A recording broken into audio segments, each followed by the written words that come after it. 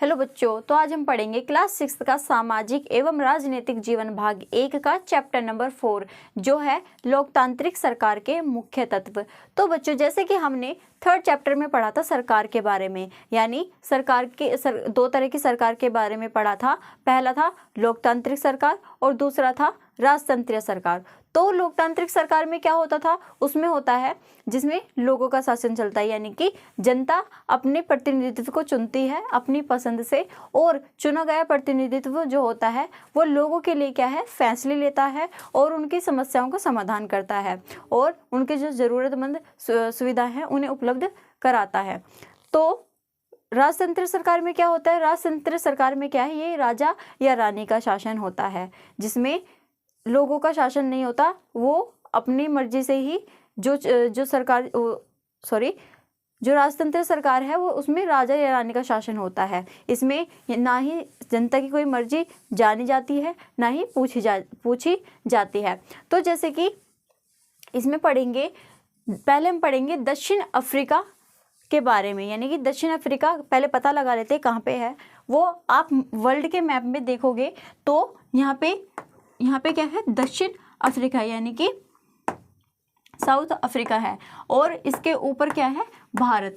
तो जैसे कि हमें पता लग गया कहाँ है, तो अब हम इसके बारे में पढ़ेंगे। चैप्टर में सबसे पहले हमें एक लड़के की कहानी दी हुई है, और वो किसके ऊपर दी गई है, वो जो हेक्टर पीटरसन है उसकी कहानी है। तो उसने विरोध किया था भाषा सीखने के लिए, तो उसके ऊपर कहानी है, पहले उसे पढ़ लेते हैं। जैसे कि दक्षिण अफ्रीका एक ऐसा देश है जहां कई प्रजातियों के लोग रहते हैं, जैसे कि श्वेत यानी गोरे, अश्वेत यानी काले एवं सांवले रंग के जैसे भारतीय लोग होते हैं। तो कई प्रजातियों के लोग रहते हैं कहाँ पे, दक्षिण अफ्रीका में। तो यहाँ पे जोहान्सबर्ग में रहने वाली 11 वर्ष की लड़की माया अपनी माँ से पूछती है। तो जो माया है और उसकी माँ है, माया की माँ मिलकर साथ में क्या है, सफाई कर रहे होते हैं। तो जैसे कोई पुराना बक्सा होता है, जैसे संदूक वगैरह होता है, तो उसकी सफाई कर रही होती है माया। तो उसे क्या है, एक रजिस्टर में, उसे पुराने से रजिस्टर में बहुत सारी तस्वीरें दिखती हैं। वो किसकी होती है, हेक्टर पीटरसन की, जो कि 15 साल का लड़का है, और वो कहाँ रहता था, स्वेटो शहर में रहता था। तो इसमें क्या है, जब वो सफाई कर रही होती है तो वो अपनी माँ से पूछती है कि माँ, ये किसकी फोटोज हैं, ये किसकी तस्वीर है, और ये हमारे बक्से में कैसे आई। तो वो उसकी जो माँ है वो बताती है कि बेटा, जो दक्षिण अफ्रीका देश था वो क्या है, वहाँ पे जो रंगभेद कानून से शासित था, यानी कि वहाँ पे रंगभेद किया जाता था पहले। तो ये जबी की तस्वीरें हैं, उसमें क्या है, ये पूरी कहानी बताती है हेक्टर पीटरसन की, जो कि 15 साल का लड़का है। उसमें क्या है, वो स्वेटो शहर में रहता था और उसकी मृत्यु पुलिस के द्वारा गोली लगने से हुई थी। किसकी मृत्यु, 15 साल के लड़के हेक्टर पीटरसन की। वो इसलिए लगी थी कि उसे स्कूल में क्या है, अफ्रीकन भाषा सिखाने पे जोर दिया जा रहा था, जबकि वो जूलू भाषा सीखना चाहता था। वो और उसके सहपाठी जोलू भाषा सीखने का विरोध कर रहे थे कि हमें अफ्रीकन भाषा ना सिखा के हमें जोलू भाषा सिखाई जाए। तो उसे गोली मार दी थी पुलिस ने। तो उसमें क्या है, क्यों मारी थी, क्योंकि उसने भाषा सीखने पर विरोध किया था, और उसके सहपाठियों ने, यानी कि उसके मिलकर कुछ मित्रों और सहपाठी जो क्लासमेट होते हैं, तो उन्होंने मिलकर इसका विरोध किया। तो श्वेत लोग अफ्रीकन भाषा बोलते थे। दक्षिण अफ्रीका में जो श्वेत लोग, जो गोरे रंग के लोग थे, वो क्या है, अफ्रीकन भाषा बोलते थे, और स्कूल में जोर दिया जा रहा था इसी भाषा सिखाने का। ये भाषा सीखने के लिए जोर दिया जा रहा था, और जो हेक्टर पीटरसन है, जोलू भाषा सीखना चाहते थे, और उसके सहपाठी भी। तो उन्होंने विरोध किया, तो उसमें बहुत मतलब उन्होंने जुलूस निकाला, विरोध किया। तो ऐसे में क्या है, पुलिस ने क्या है बेरहमी से बिल्कुल वहाँ पे गोली चलवा दी थी और उन बच्चों में पहले तो मारा पीटा था और फिर उन पे गोलियां बरसा दी थी और उनमें से एक गोली क्या है हेक्टर पीटरसन को लग गई थी और जैसे कि उसकी यहाँ पे बताया है उसकी मृत्यु पुलिस के द्वारा गोली लगने से हो गई थी। तो जो अभी हमने कहानी पढ़ी हेक्टर पीटरसन की, वो कब की है, 16 जून 1976 की है।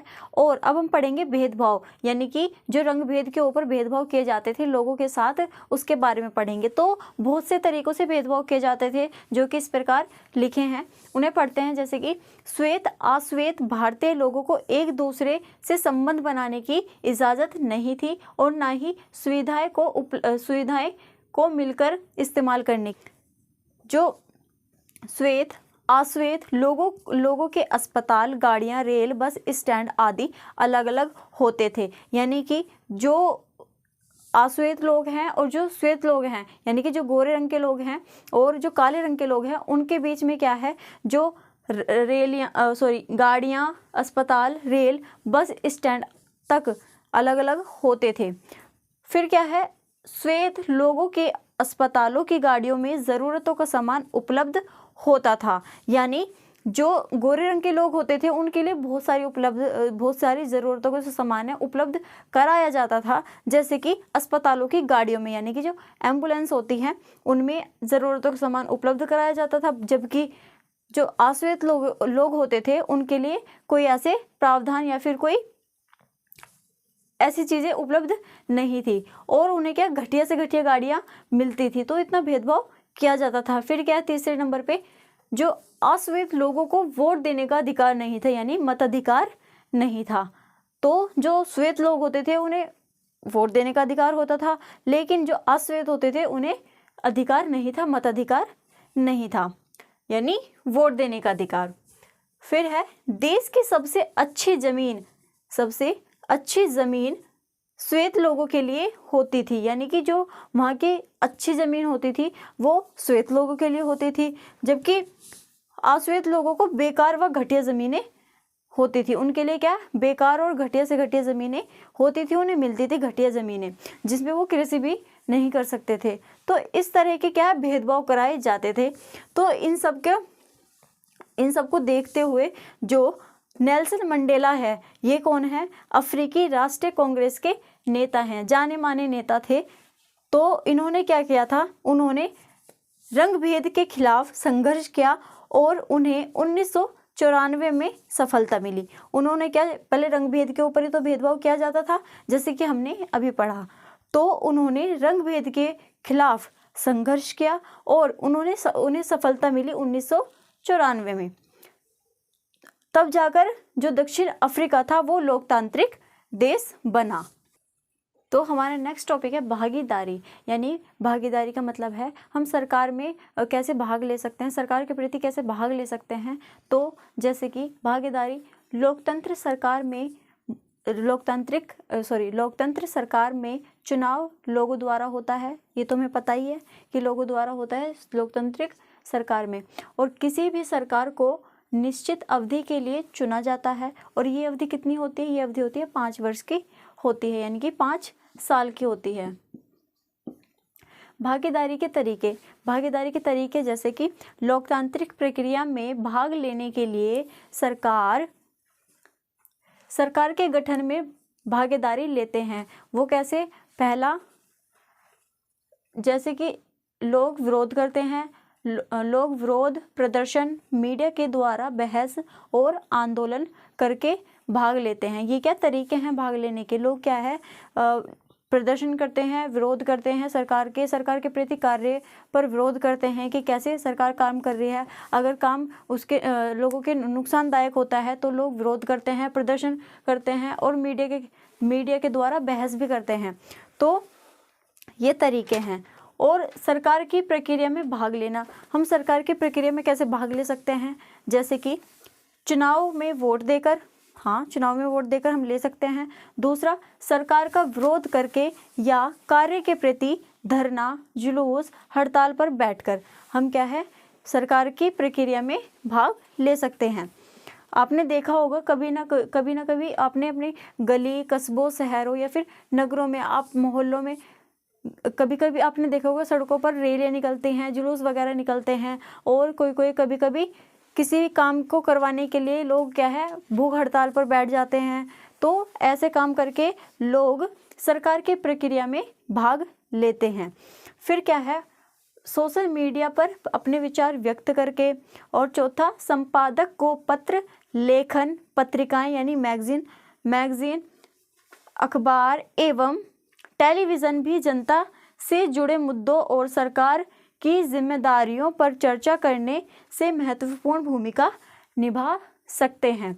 यानी कि जो टेलीविज़न पे हमने देखा है, हमारे घर में देखते हैं कि टेलीविज़न पर न्यूज़ आता है, हमें पता चल जाता है कि सरकार काम कैसे कर रही है। अगर काम सही कर रही होती है तो न्यूज़ देखते हैं तो हमें पता चलता है, हम न्यूज़ देखते हैं तो हमें काफ़ी सारी जानकारी मिलती है।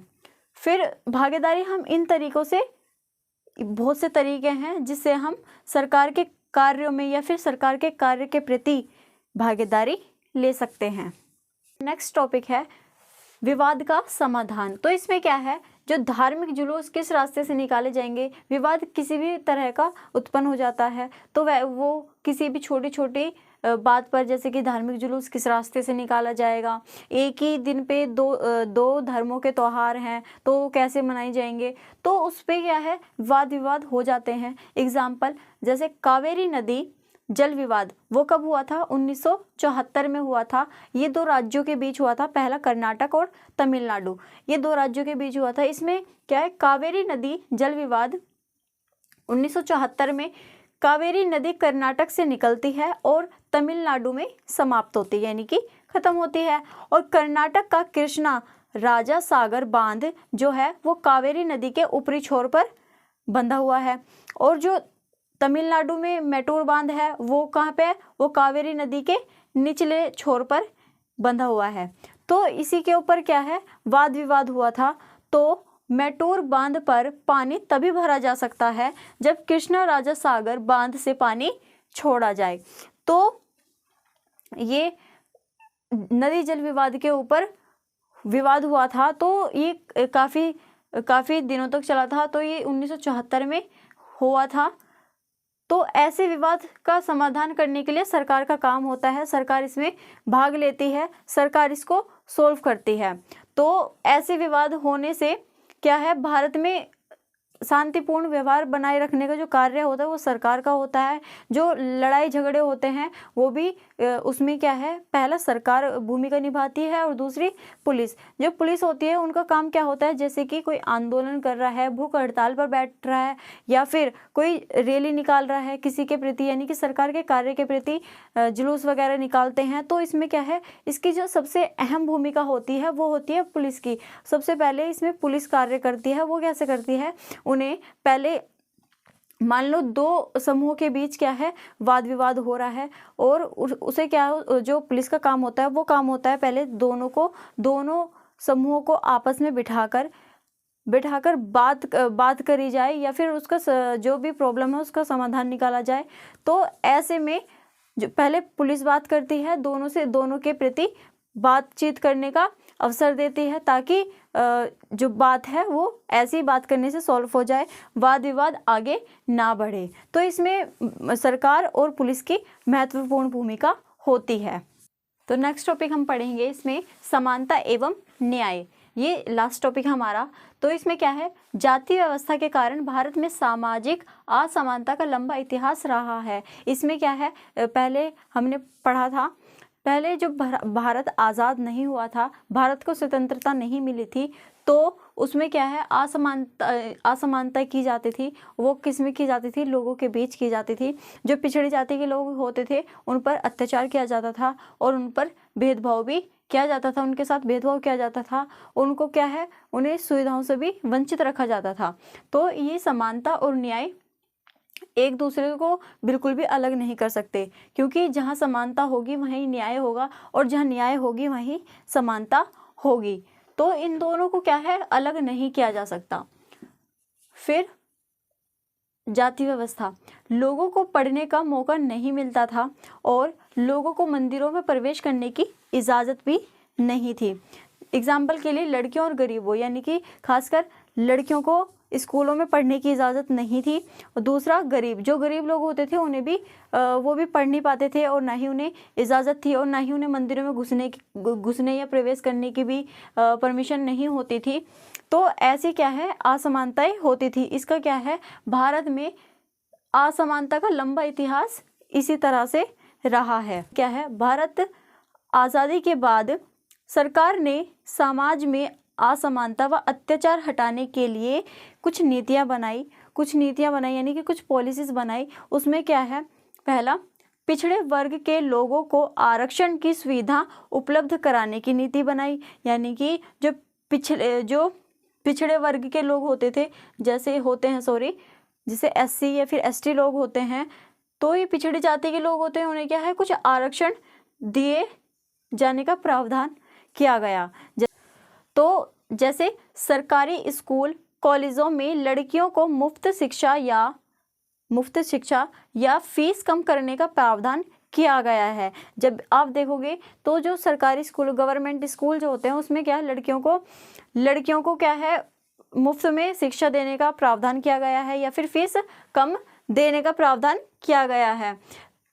तो यहाँ पे कॉलेज में भी होता है और स्कूल में भी होता है। और कोई भी व्यक्ति असमानता का शिकार ना हो, उसके लिए मौलिक अधिकारों में समानता का अधिकार प्राप्त है।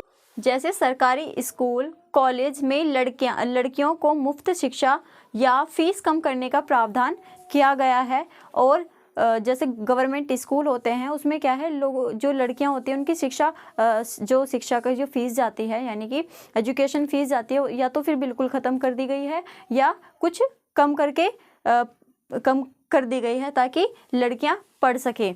तो ऐसा स्कूल में भी होता है और कॉलेज में भी होता है। ये कौन से स्कूल, ये सरकारी स्कूल और सरकारी कॉलेजेस में होता है।